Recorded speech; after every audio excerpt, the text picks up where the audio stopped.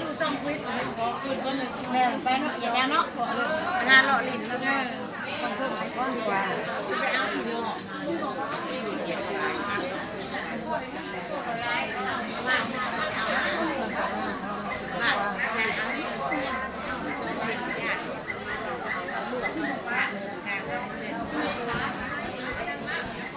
ใช่บุกบ้านเลยอยู่กินแยกอ้อยบ่ข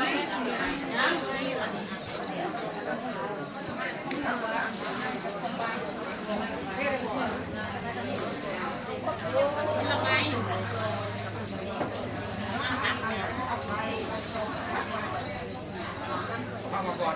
พ่อหรอครับ